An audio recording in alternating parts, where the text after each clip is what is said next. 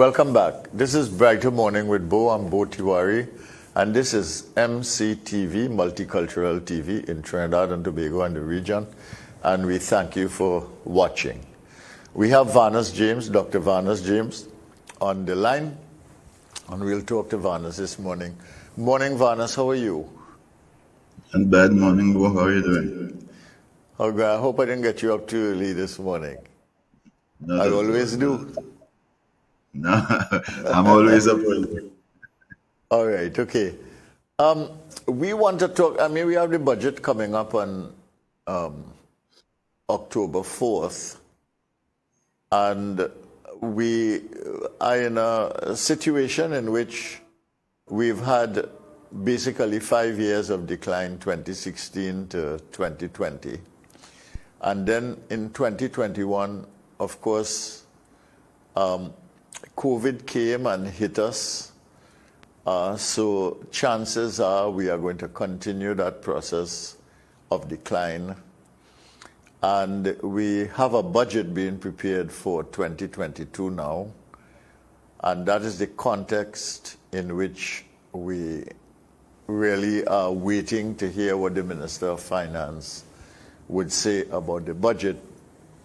I wonder if, given your economic knowledge and background and the perspective that would bring to Trinidad and Tobago, if you could make a comment on really what are the challenges and opportunities that the Minister of Finance has, and then secondly, if you would relate that to Tobago as an island economy and what would be valuable in any budget going forward in this particular context for Tobago to begin the process of transformation.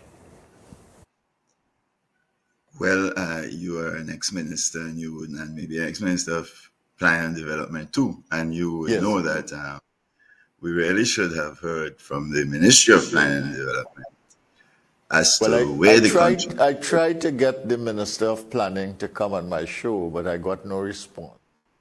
Yeah, well, the Ministry of Planning is responsible to set out the future course of the country, and the Minister of Finance had to find the money to help him go there, or her. What I understand, even in the context of something like COVID, which has exposed the underbelly of the deficiencies in the society, in the economy, and so on, is that the Minister of Finance should be told that even in this climate, we have to go back to the foundations of innovation and growth that he talked about last year and get those foundations right. And I don't think in the last budget that he did, he got them right. I think he made a lot of errors in the technical foundations of his propositions, focusing on things like agriculture and manufacturing in an economy like Trinidad and Tobago. So he ought to get those foundations right and get the principle of diversification and transformation and growth right. And that principle, of course, is that any economy anywhere in the world, including those in the Caribbean, including Trinidad and Tobago, would face the fact that the engine of diversification and growth is any sector, any set of sectors for that matter, that can produce capital inputs to facilitate the transformation of itself and all other industries in the economy. And that would be the engine on which diversification and growth of exports would take place. And you are saying that begins with agriculture and manufacturing, where we have sectors that have that capacity. I'm saying the government was wrong last year to think that it begins with agriculture and manufacturing. Okay. In Trinidad and Tobago, the manufacturing sector produces food and beverages for the most part and exports them to CARICOM. But that, if you want to build an economy, you can't be talking about the food and beverages sector. You have to be talking about the input production sector, the capital production sector, education and healthcare, trucks and cars and all the other things that you use as capital inputs into the development and diversification of the economy. Yes. If you look at China, you will see that's what they do. And I pointed out to you before on your show that there are economies in the Caribbean that are doing similar things. The financial sector is a component of the capital sector. Sure. And there are economies in the region that are emphasizing that particular sector and doing far better than Trinidad and Tobago with its oil and gas, for example.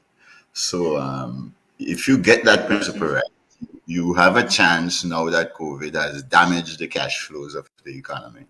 You have a chance now to say, okay, let's raise the resources and go back to the foundations and initiate the process of fixing what has long been a problem in the Trinidad and Tobago economy.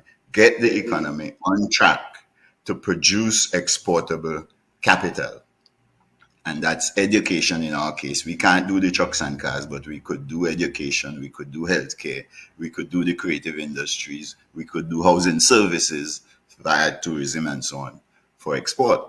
That's the model that Cayman Islands and Bermuda really stumbled on, I would say, because of their links to the British economy. So that's where I think how the country has to think through what our options are, and the minister would be well advised to reconfigure his thinking along those lines. The prospect of him doing that may be small, but that's where he should go. And that's how Tobago connects to the discussion. Because Tobago offers great prospects for us to make that shift because of its tourism platform. Let me remind you that the Cayman and Bermuda are both also tourism economies.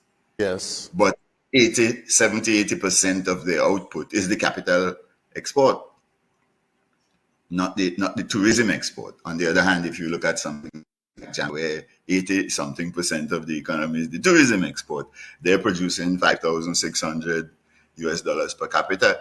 Bermuda is $117,000 per capita, and they have no oil and gas and or bauxite. Yeah. So take us back to Tobago.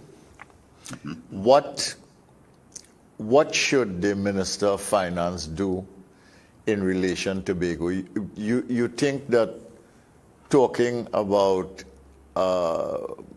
construction of an airport and getting that done, or talking about the possibility of a Marriott coming to Tobago, you think that is enough? That is where we need to go?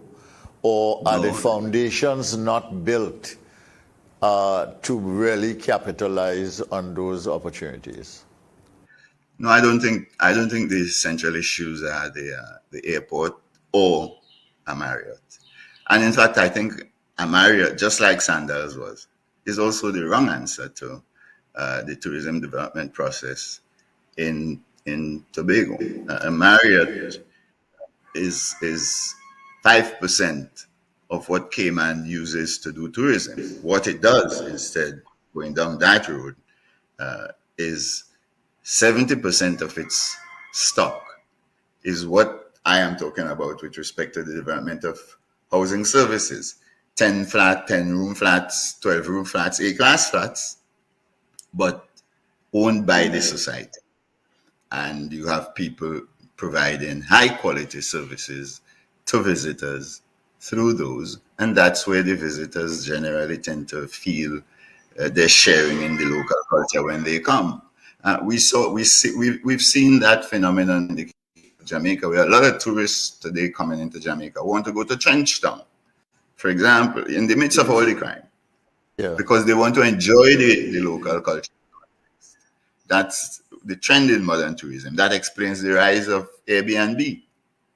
Yeah. So that's the direction in which Tobago ought to be going. We need to build the capacity in the hands of the citizen. That doesn't mean you don't need Marriotts to come, but that's not the focus of your program. And if you're going to do that, then you need to develop the financing tools in the context of a Tobago to support investment in that kind of housing stock, rather than have the government come in as a big engine and bring a Marriott and they say, well, we'll give you 200 rooms and you're good to go. We have 10,000 rooms you could develop in the context of Tobago along the lines of a housing services support facility. Okay. That's the direction which You see, we really ought to be going. you see what you are really raising there, Vanus, is the issue of ownership and the proportionate sharing of each tourism dollar spent, right? I think that is the fundamental principle there. In 1997, the Latin American system, SAILA, invited me to do a study in the Caribbean on tourism. That was a long, long time ago. And I was amazed at certain things when I completed that study. It was funded by the IDB. But when I did that study, I found out that Bahamas, at that time, 1997, got 7 cents on the dollar. That Barbados got 22 cents on the dollar. But that Costa Rica got 62 cents on the dollar. And of course, the reason why the proportionate sharing was like that had to do with how you structure the tourism industry, who owns it, how the money flows into your country and then becomes disbursed. And finally, you know, whether in fact you have anything that connects the tourists to the population and its activities in the system, including from selling the ticket, moving from that into the country. And since then, I think Barbados has learned a little bit. You talk about the Cayman Islands, you talk about Bermuda. I mean, I don't know if people understand this, but Bermuda is a territory of Britain. It is not independent. It is 22 square miles. It can fit into Tobago 5 times. And yet its per capita income is 5 times the per capita income of Trinidad and Tobago, which is an oil economy. Cayman Islands is the same. I don't know what that number is. It might be about 80,000. 91,000 US, right? Can you imagine Cayman Islands? Cayman Islands is an island where when you had a bad storm there a little while ago and no ships could come into the island for 3 days, it did not have any food because it imports all of its food. But the other infrastructure, the way the ownership is structured, although it cannot produce its own food, it makes enough money to buy these things. So, and this question of how you structure a tourism industry to make sure that you get the real benefits out of it is an important issue. And I would think that post-COVID, we would want to think about this. And the secret is not by and large the ownership, although that's an important part of it. Yeah. The secret is that they produce a service for export that attracts people to come to the island. Of course. As the foundation of the economy. So you're right, they are British, both of them are British territories and so on. But it's the principle of the economy that matters. Yes. And the idea that you want to get financial services, you go to you go to Cayman or you go to Bermuda, and that becomes a component of their tourism economy. So they get a 20% of the GDP from tourism, and they get 80% from the financial services exports. But it is the financial services exports that is a fundamental driver that attracts the people to come, and that facilitates the development of the tourism component itself. Now, in the case of places like Tobago and Trinidad and Tobago, Jamaica, and so on, if you went down that road, remember that what would happen then is that as you develop the knowledge, the capital you're talking about is knowledge and skills, remember, Yes, and that's right. self-confidence. That's right. Fundamentally, that's what you're talking about. And if, remember, that is also what underlies both Cayman and Bermuda. It's the plethora of professional capabilities, accounting and other things Yes. that are built in to financial services that makes them so capable of adapting and adjusting even to COVID. So you can sell your services from in the Cayman to the rest of the world, even if the traveling shut down. And that is why they have survived so well under COVID, because the bulk of their export services could be exported on the broadband. Yeah.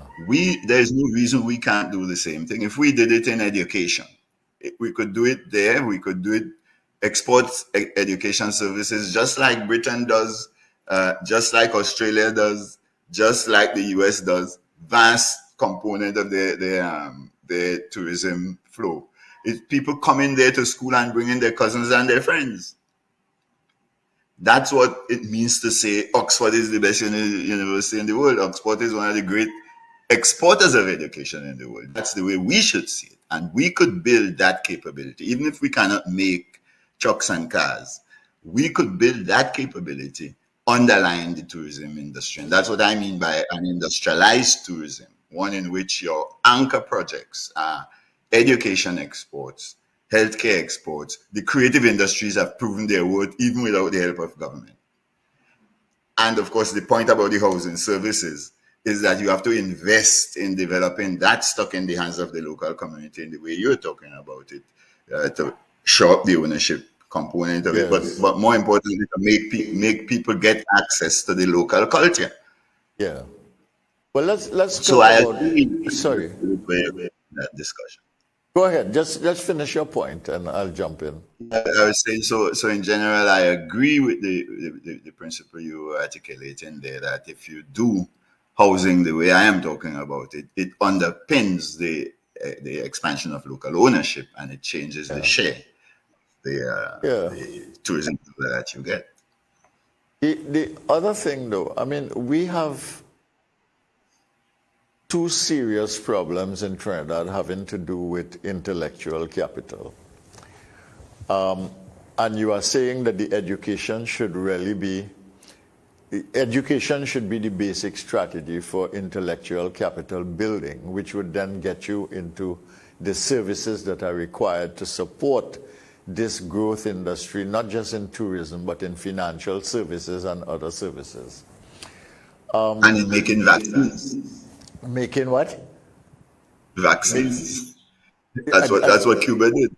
I didn't get here. In making vaccines. Oh, yeah, in moving up the research chain and the knowledge chain. And then there's a second issue, though, and it did not occur to me, I mean, I'll be quite frank with you, so starkly until Ray Holman was on my program, you know.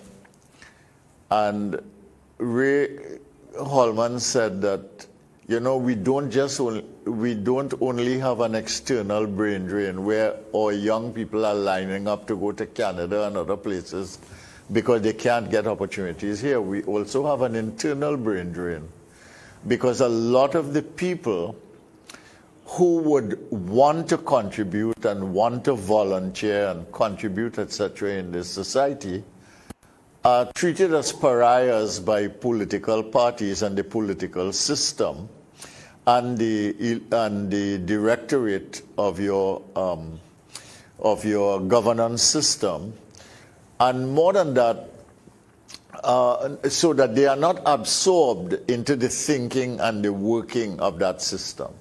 And secondly, he said that because of the way politicians behave, you know, like if you criticize the government in the morning, somebody from the government would get up and say something about you. And it said that discourages people from even wanting to be anywhere near where the politicians are. So that you have this brain drain in which the young people coming out of the university system can't get a place in the society and they want to go somewhere else where it's better when they are young, and you have the other people in the society who are willing to contribute but really don't want to put themselves in a situation where they have to face humiliation and abuse and that kind of thing. And this is an important consideration in the society. I mean, I don't know how, if we are going to build, you talked just now about the technology, about the platform that is needed for the services industry. You talked about culture. You talked about the intellectual capital that is necessary for that. I mean, how are we going to get that if all we are concerned about when the Minister of Finance speaks is how much income we have, how much expenditure we're going to have, where we're going to put the expenditure, how much the deficit is? I mean, can we get anywhere like that at all? Or do we have to change the way we look at this thing? I think you're putting your finger on a very, very fundamental, maybe the most fundamental of all the issues confronting the society. What we are running is a non-representative system of government in which the authoritarian component, the cabinet component of the government, dominates everything else.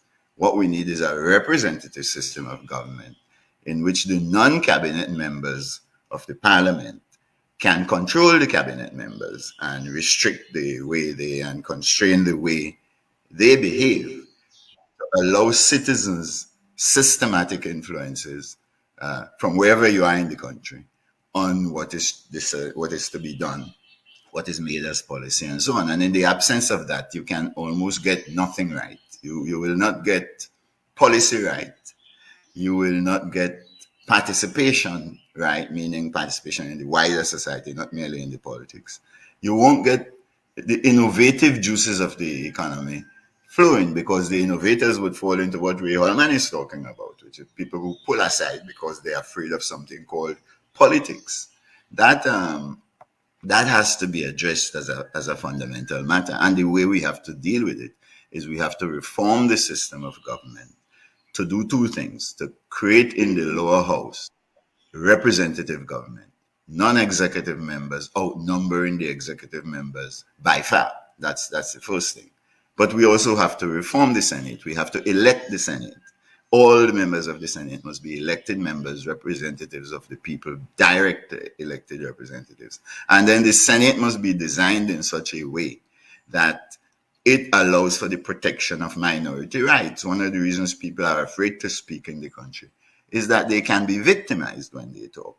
And the Senate is normally a place where you would look to protect their minority rights, because the Senate will have a design that allows the no law to be passed that the minority doesn't agree with. As you know, going Trinidad and Tobago today, most of what we want to do, cabinet can use a simple majority to get it done. And in Trinidad and Tobago, ever since a child, that is not the rule. Exactly, it just facilitates authoritarian rule. And the only time the opposition has a say is when you need special majorities in order to get things done. But that does not do the job of freeing the juices of the vast majority of people in the society if you want to tackle the problem of development. And as you were rightly pointing out, the core of the solution to the problem of development is the capacity to build self-confident citizens who feel free to participate, who feel free to innovate and challenge past methods and so on. And that's not fundamentally the kind of citizens we have built, especially given the problems we have in our school system, the narrow focus of the system and so on. All right, that's something you just spoke about a while ago when you focus so much on problem-solving capabilities. Yeah. Let's break here for a minute, because I've got to go for some commercials now. But when we come back, we will continue this discussion, the relationship between democracy and, what can I say, constructive and purposeful and meaningful economic strategy. Okay, so we break now and we come back in a minute.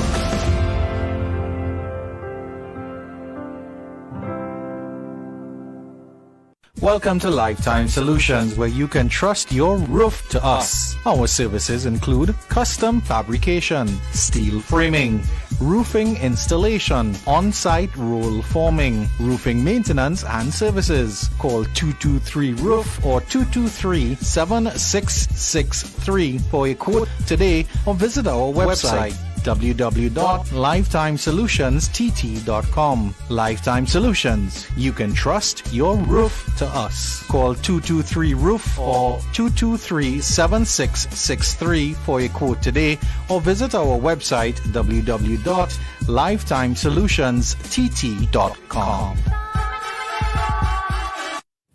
Your house is more than just a home. It's the new normal. It's your place of work, your kid's school, and even your gym. It's where you and your family spend most of your time. With over 43 years in the building service industry, let Magic Mist Services Limited take care of your home cleaning and maintenance needs. From ceiling to floor, interior and exterior, allowing you to focus on what matters most to you. Give us a call. Magic Mist Services Limited, your total facilities management solutions provider.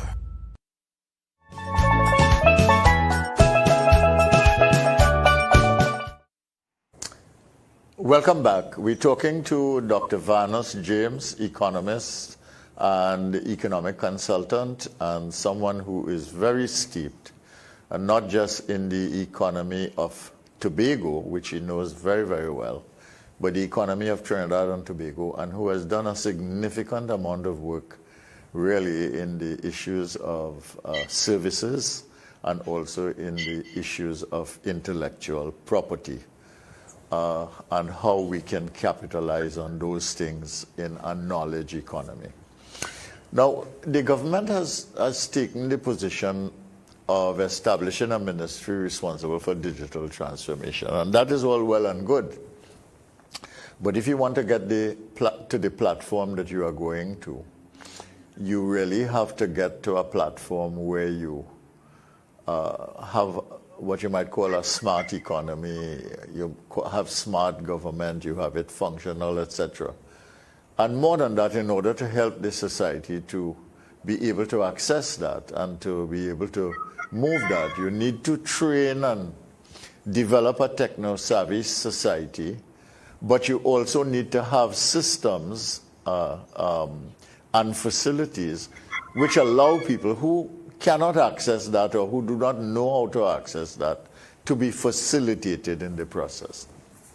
Now, I mean, Tobago has a significant development gap in relation to Trinidad, first of all, compared to islands such as you've mentioned, like Cayman and Bermuda, although it has more potential.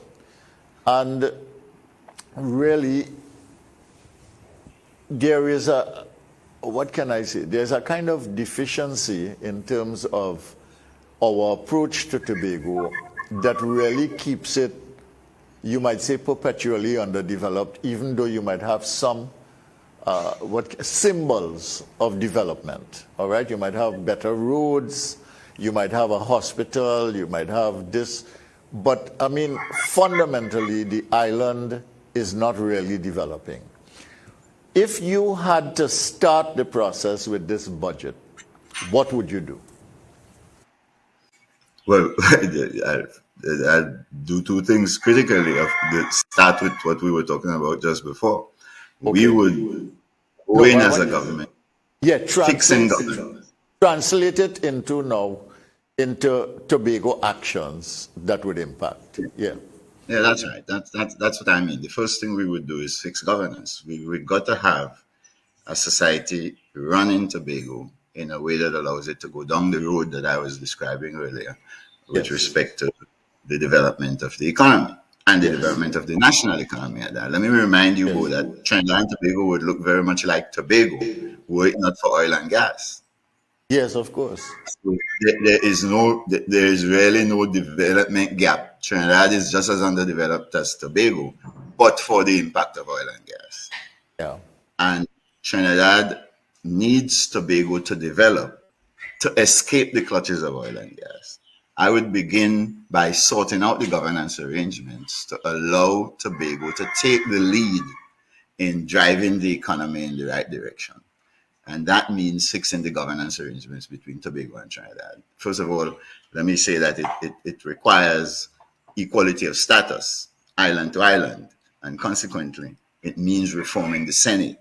A, by electing it the way I was talking about, but B, by providing for disproportional representation. Tobago is half the country, it's half the Senate.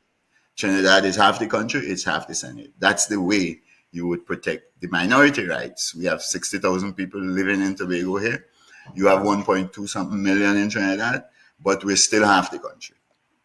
And you've got to build a Senate that allows Tobago to have equal say in lawmaking with respect to the senatorial functions, of course, as does Trinidad. That's the first thing I would fix. But the next thing I would do in the budget is I would zero in on the issue we were discussing, the issue that we were discussing there a little while ago. Yeah. With respect to the critical role of knowledge, skills, and self-confidence in the development process. Remember what technology really is.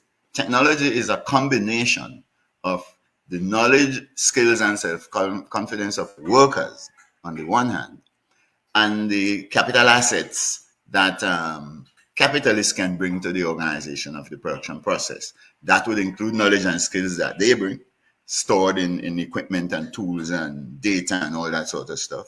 It will include their physical assets and all that. But the workers would be bringing critically knowledge, skills, and self-confidence. And in economic modeling, we can demonstrate that technology is optimally designed when both of those components are in a one-to-one ratio.